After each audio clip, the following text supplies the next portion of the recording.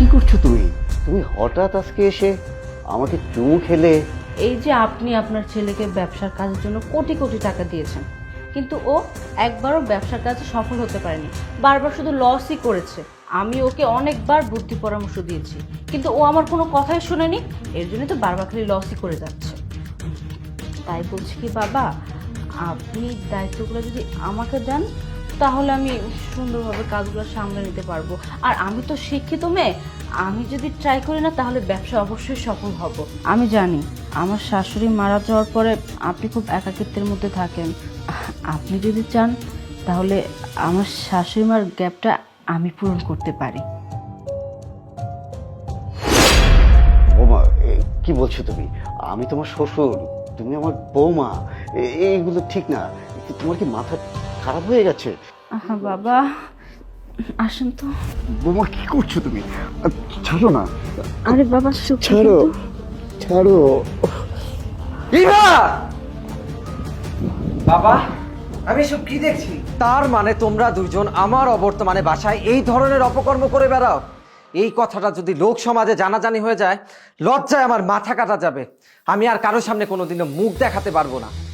এই, তোমরা দুইজন এই ধরনের অপকর্ম করার আগে একটা বারও কি আমার কথা ভাবলে না যে আমি যদি জানতে পারি আমার মনের উপর দিয়ে কি ঝড় বয়ে যাবে?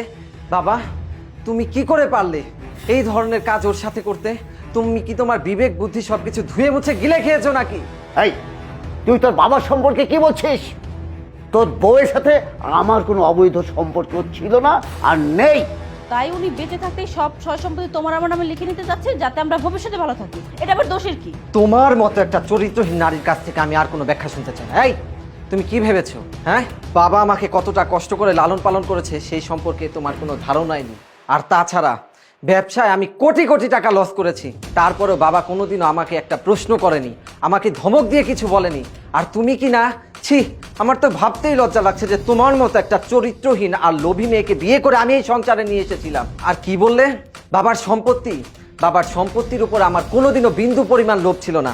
বাবা যদি আমাকে এক কাপড়ে বাড়ি থেকে বের হয়ে যেতে বলে, আমি হাসতে হাসতে বাড়ি থেকে বের হয়ে যাব। উনি তো আমার বাবা না, উনি হচ্ছে আমার বেহেশত। ওনার জন্য আমি আমার জীবন দিয়ে দিতে পারি। আর তুমি সম্পত্তির জন্য আমার বাবার চরিত্রে এত বড় কলঙ্কের দাগ লাগালে। ছি, তোমার মতো মেয়ের সাথে আমি আর এক ছাদের নিচে বসবাস করতে পারবো না। আজকে তুমি সামান্য সম্পত্তির লোভে আমার বাবাকে কলুষিত করার চেষ্টা করেছো, আমাকে ধোঁকা দিয়েছো, আমার সাথে বিশ্বাসঘাতকতা করেছো। ভবিষ্যতে যে তুমি তোমার স্বার্থ হাসিলের জন্য এর চাইতে বড় ধরনের কোনো অন্যায় কাজ করবে না তার কোনো গ্যারান্টি নেই। বা অতীতেও কারোর সাথে কিছু করেছো কিনা সেটাও তো আমার জানা নেই, তাই না? তাই বলছি, ভালোই ভালোই এই মুহূর্তে আমার বাড়ি থেকে বের হয়ে যাও। মানে আমার কথাটা একটু শোনো। চুপ, একদম চুপ। আমি আর তোমার কাছ থেকে কোনো ব্যাখ্যা শুনতে চাই না, যা বলছি।